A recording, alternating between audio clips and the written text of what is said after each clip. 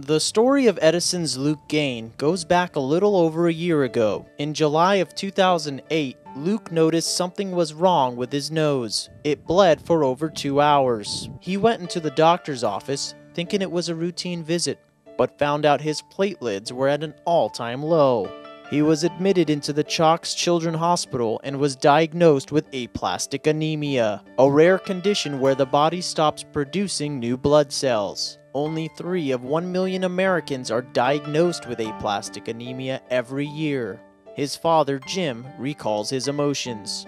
I would say we went through the whole range of emotion from extreme sadness to, all right, this is our new reality, let's confront it as best as we can, Luke underwent chemotherapy a month later. It was clear he needed a bone marrow transplant to live. He didn't have to look far.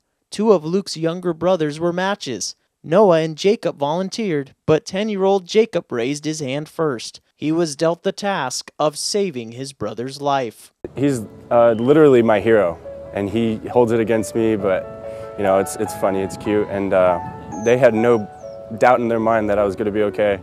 And they were the ones that they came to the hospital like it was my room. It was a total normal day, and they just play around with me. The surgery was a success. Luke spent the next 2 months in the hospital recuperating. He was never alone though.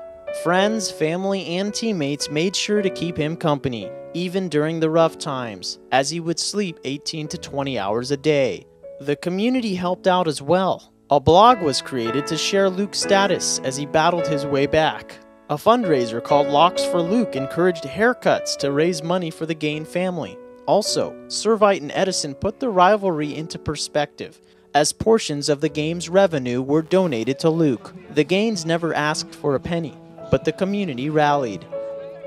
You don't know really what kind of community you're in. Maybe you're just kind of used to it, and then something like this happens, and it's, I think about that more than anything at this point, is just how overwhelming the support was. 2 months later, he finally got to see his Chargers play in the Battle for the Bell game against rival Fountain Valley.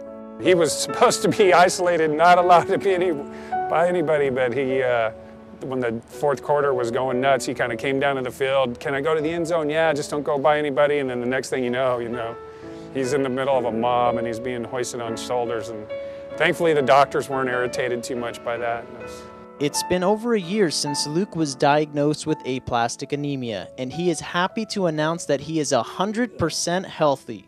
The chances of him being afflicted again are slim to none, and he's back doing what he loves to do. A year ago at this time, he's in the Chalk Hospital with tubes all hooked up to him, and we weren't sure how if he was gonna make it or not. So now he's out here playing, and yeah, I mean he's an inspiration. I think every player and every coach on this team. An inspiration to all of Orange County. I'm Jonathan Khamis, reporting for OCVarsity.com.